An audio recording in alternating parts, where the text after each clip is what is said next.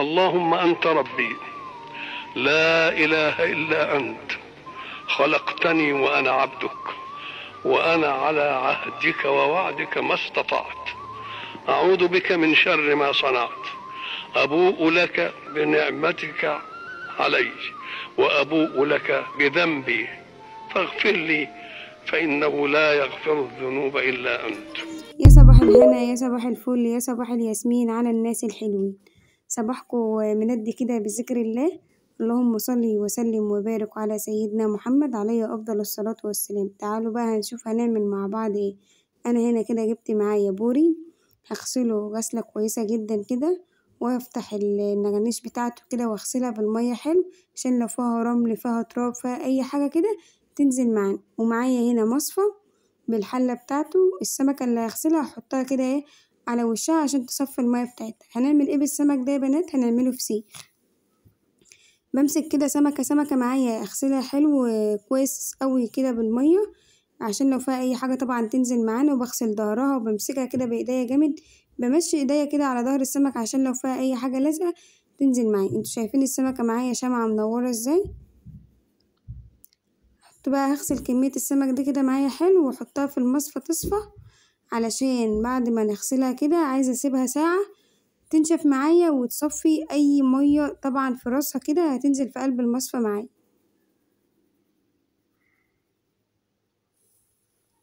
بغسل كده معايا كده كمية السمك كلها حلو.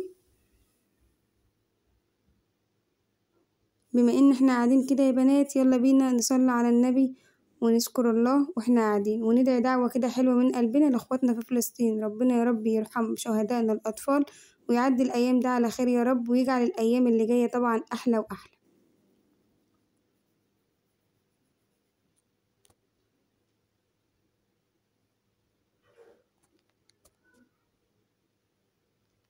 طبعا اللي بتقولك انا بعمل الفسيخ بجيبه كده من عند البياع واحطه في المصفى يصفى، وبعد كده بروح جايه محدقاه وعاملاه، ده كده غلط. انا لازم اغسل عندي السمك حلو قوي علشان يطلع معايا حلو ونضيف. هنا بقى يا بنات خلصنا كده الكميه كلها غسلناها. شايفين انا رصاه ازاي في المصفى عشان يصفي الميه بتاعته كل اللي فيها كده الميه بتاعته ينشف. هسيبه في المصفى ده كده لمده ساعه لما يصفى من المية بتاعته، وبعد كده هنجيب مناديل وفوطة وهننشفه برضو مع بعض تاني كويس جدا. هنشوف كده المصفى فيها مية ولا ونصفيها.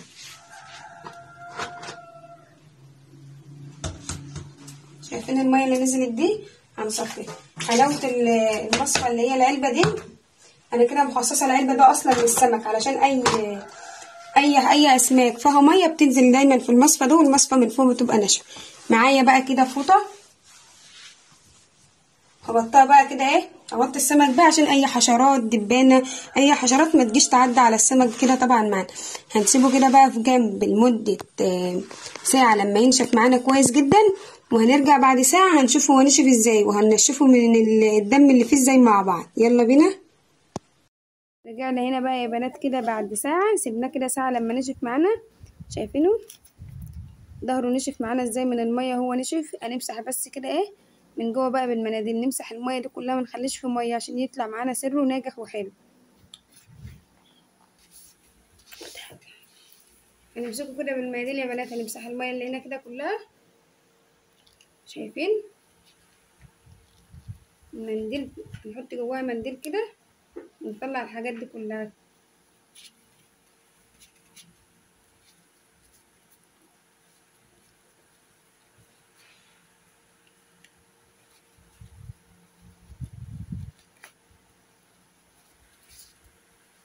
لازم ننشفها كده من جوه ايه حلو. شايفين بقت معايا ناشفه ازاي؟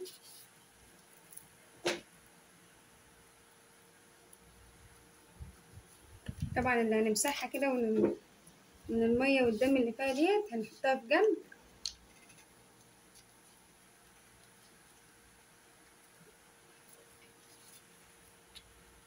معانا طبعا مناديل المطبخ، متبقاش مناديل اللي هي الاستخدام بتاعنا الايد، علشان طبعا هيبقى فيها ريحه وكده. احنا عايزين مناديل اللي هي بتاع المطبخ اللي احنا بنستخدمها في المطبخ.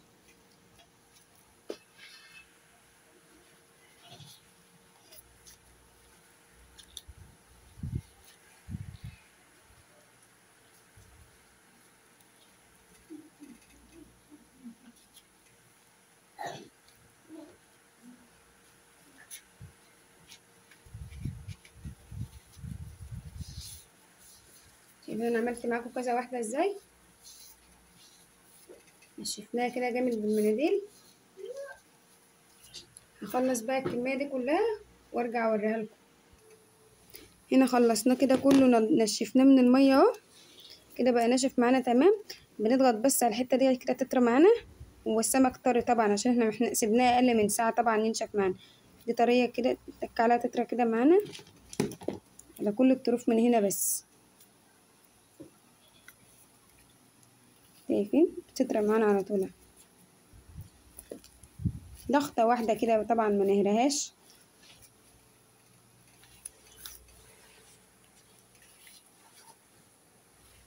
هنا بقى معانا ايه اللي هنعمل بيه ده؟ شطه وكركم ماشي، وهنحط عليه ملح خشن. ننزل بقى عليه بملح خشن، بس قبل ما ننزل عليه بالملح الخشن هنقلب ده كده كله مع بعضه كده. الشطه في الملح كده دي الماده الحافظه بتاع الفسيخ اللي هتخليه معاكي طبعا ناجح وحلو. ننزل بقى كده معانا بالملح،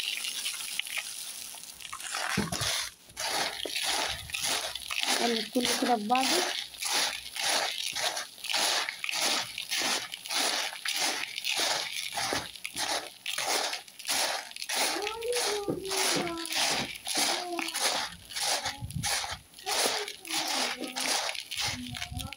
تعالوا بينا بقى، ده الكيس اللي طبعا هنحط الفسيخ فيه. اجي في قلب الكيس كده من تحت وارش فيه شويه ملح كده ايه حلوين. ماشيين مع بعض بقى. افتح الفسيخه من هنا كده، شوف انا بفتحها ازاي، وبملى النغنوش بتاعها ده كله ملح كده، بكبسه بايديا كده. اليمه التانية برضو نفس النظام. الشطه عملت عمايلها طبعا معانا.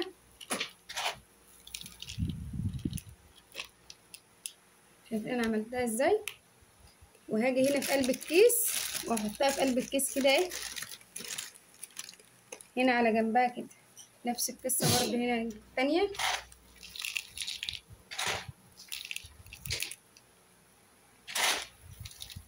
البساها حلو كده بالملح.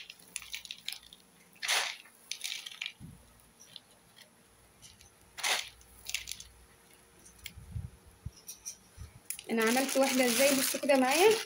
دي دماغها هنا، انا هاجي دي كده، هيبقى البطن في الظهر. احط بطن السمكه في ظهر السمكه التانية، مش البطنين مش لبعض، واحده عكس واحده، عشان طبعا البطن تستوي معانا بسرعه ما يبقاش ايه تفجر معانا وكده.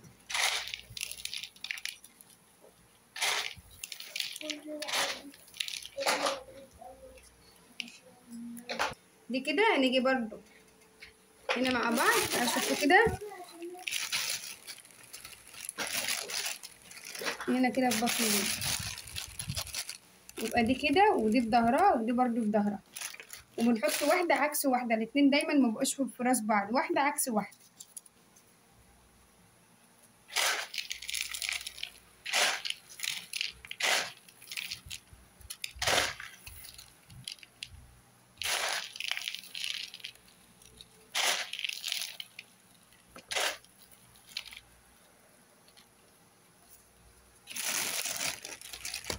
كده تمام. خلصنا كده. بصوا نجيب شويه ملح كده على ظهر السمك من هنا،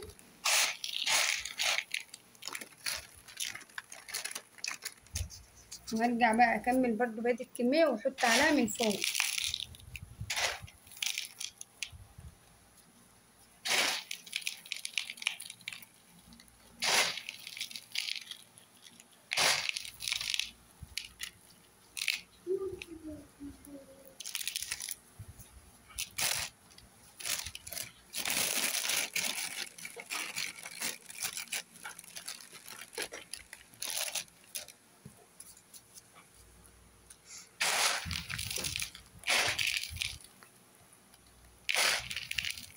بضغط جامد جدا كده قوي قوي على الملح عشان يدخل في النغلوش بتاعه، يبقى السمكة طالعة معانا طبعا طعمها حلو.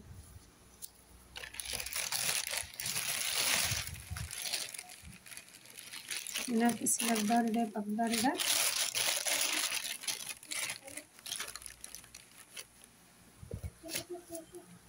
اعمل معاكم كمان ديت كده.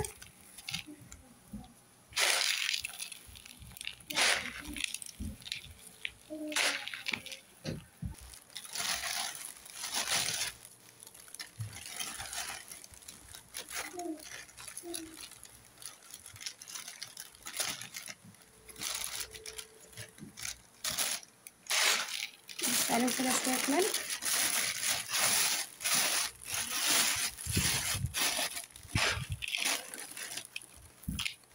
هكمل بقيه اللي معايا برضو بنفس النظام.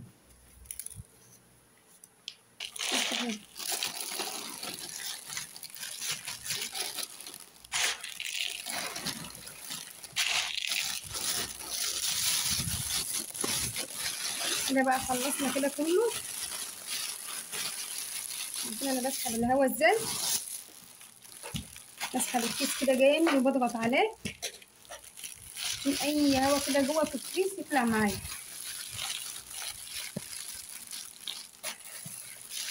مش عايزه الكيس يبقى فيه هواء خالص.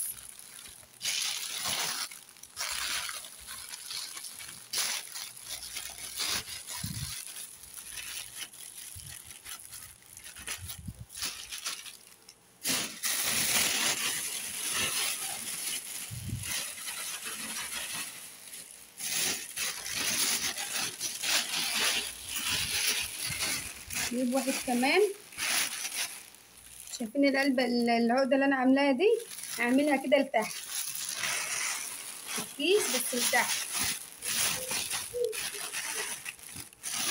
برضو سحبه الكيس كده جامد واسحب الهواء برضو اللي جواه.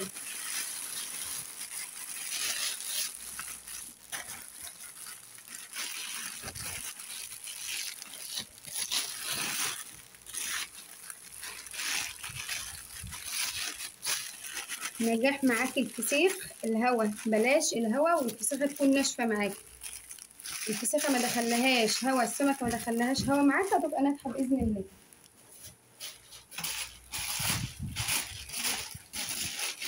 في كيس ومعاه اللي هو الاسترتش ده اللي بنغطي بيه الاكل، هنلف بيه الكيس اللي معانا طبعا برضه علشان ايه، يبقى احنا كده زياده اطمئنان ان هو الفسيخ ما ياخدش معانا هوا.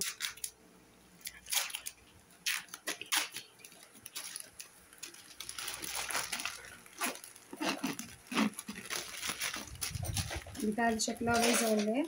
هلفه كده واجي معاكم.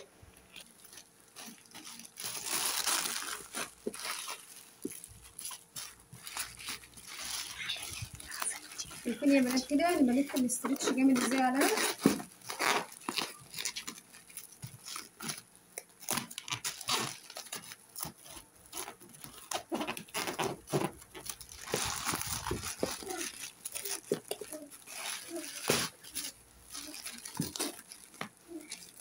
كده بقى خلاص كده خلصناه كده تخليل.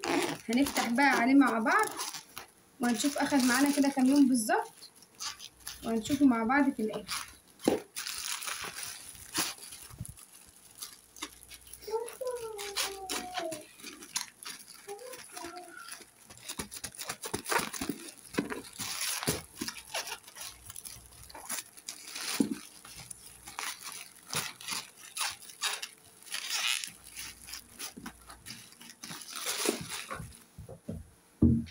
معانا هنا علبة محكمة الغلق طبعا، هنقفلها كده جامد.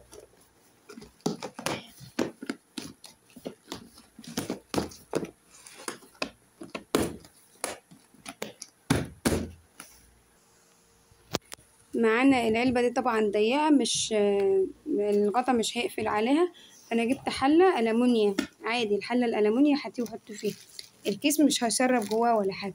هنحط بقى الكيس انا كده جواها ماشي. ومعايا هنا الفوطة دي هغطي عليها كده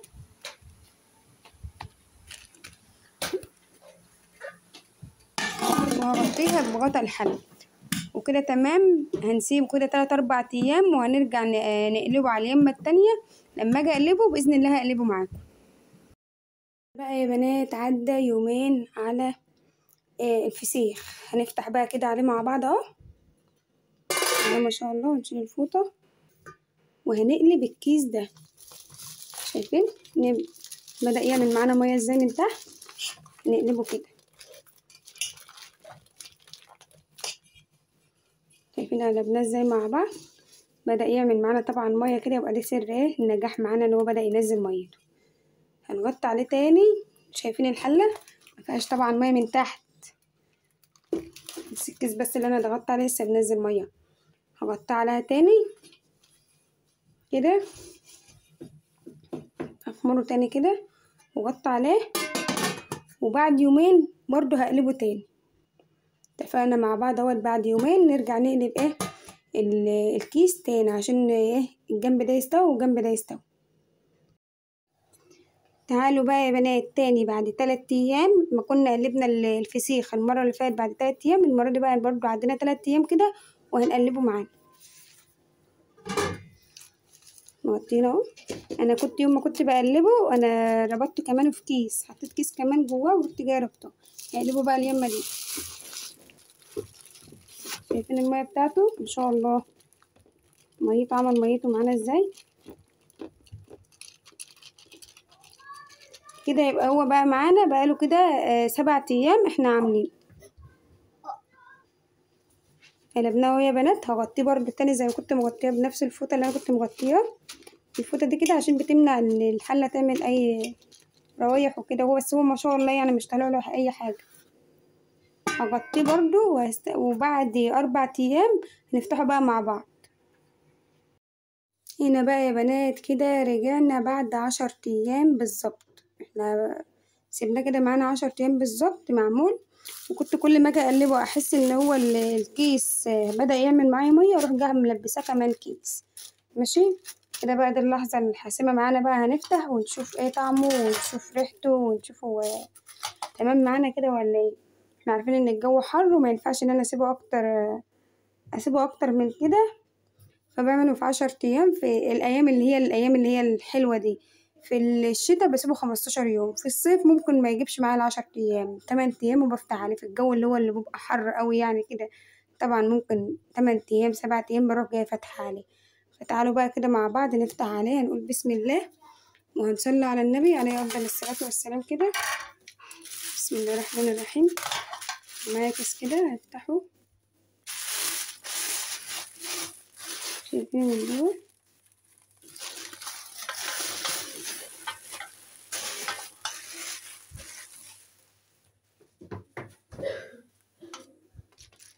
يعني كده معايا بقى. شايفين المية بتاعته؟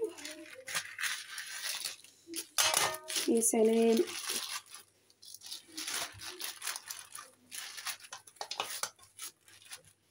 الاسترتش اللي احنا كنا عاملينه. هفتح كده بقى كله بالمقص معايا. انا خلاص الكيس ده هفتحها كده عشان مكنتش عايزاها خلاص.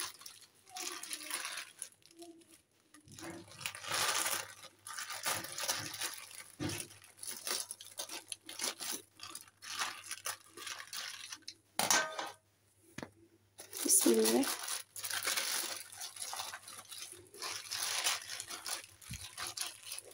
ايه الطعمة دي، ايه الحلاوة دي. بسم الله ما شاء الله، بسم الله ما شاء الله. زبدة. شايفين يا بنات اللحم ومن هنا ناشف ازاي. شايفين ما شاء الله. نفضه كده من الملح. طبعا في ملح عشان كنا عاملينه بالملح. يعني معايا هنا طبق تاني. لو نفضها من الملح كده احطها في الطبق ده. ما شاء الله ما شاء الله.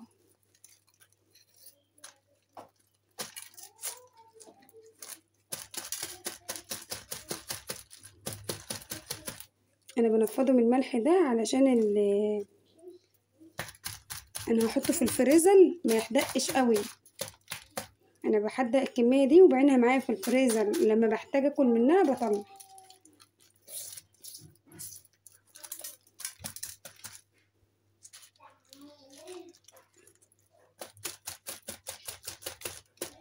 هنا بقى مش محتاجه ان انا البس جوانت، انا كده كده هغسل ايديا.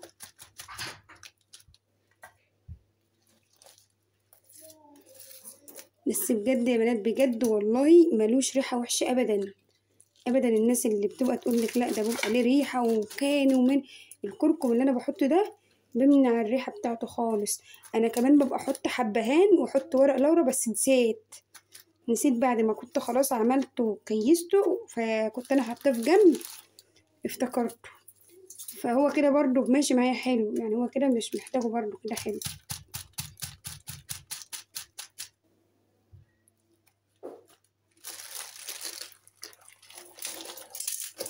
اهم حاجة عندي اللي هو طلع زبدة كده معايا.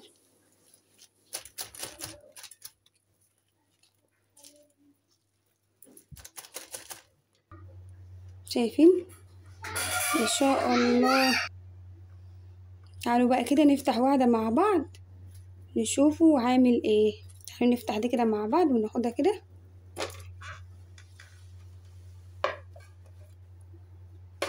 اجيب المقص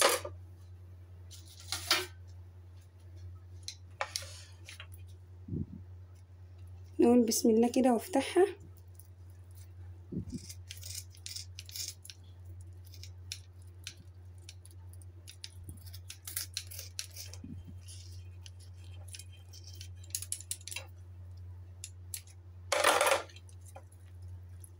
تعالوا تعالوا تعالوا على الحلاوة والجمال ده يا بنات، الله أكبر بجد، الله أكبر إن شاء الله. بصوا الفسيخ دي معمول كده، معمول بحب بس عشان مش أي حد اللي هياكله أصلا الفسيخ دي، فمعمول له كده بإيه حاجات جامدة. فطبعا لازم يطلع له فسيخ حكاية. معاه معلقة طبعا عشان ننضفها بالمعلقة كده. ايه الحلاوة دي، ايه الطعامة دي، شايفين يا بنات؟ زبدة والله العظيم اقول لكم ايه، طعمها تحفة تحفة كده. وشايفين السمكة، شايفين قلب السمكة حمرا ازاي، قلبها حمرا ازاي وحلوة. السمكة دي نضيفة. انا لما تيجي تجيبي السمكة تجيبي اللي راسها من هنا صغيرة، ما تجيبيش اللي هي راسها تبقى طويلة دي، تجيبي اللي هي راسها صغيرة من هنا ندور. اي نعم هي السمكة رفيعة ما هياش كبيرة، بس ما شاء الله ما شاء الله. دول التلاتة دول كانوا بيعملوا كيلو، يعني ال3 سمكات من دول كانوا بيوزنوا كيلو. انا كان نفسي اجيب اكبر من كده كمان، بس ما لقيتش والله، اللي انا كنت اخلي لا اكبر من كده. بس والله بجد حاجة ما اوصفلكوش الطعم. دوق كده يا مراد، طعمها حلو. دوق كده. حادقة ولا عدبة؟ لا حلو. عدبة صح؟ طعمها بجد والله العظيم يا بنات، لو قعدت اوصف لكم من هنا لبكره والله ما قادرة اوصف القوام. دوق يا مهاب، قول رأيك يا مهاب بصراحة. حلو. حلوة مش حادقة صح؟ مراد عايز كمان. وكده بقى جربوا الطريقة بتاعتنا ديت، وبإذن الله تطلع طريقة ناجحة معاكم. ده أنا فتحت عليه قلنا 10 أيام بس، وفتحت عليه. أنا لو في الصيف هفتح عليه على 7 أيام. ما شاء الله والله العظيم يا بنات طعمها حكاية. وهنا بقى هقول لكم السلام عليكم ورحمة الله وبركاته. ما تنسونيش بقى بلايك حلو كده زيكم ودعم حلو، واشوفكم مع بعض في فيديو جديد، واقول لكم مع السلامة، باي.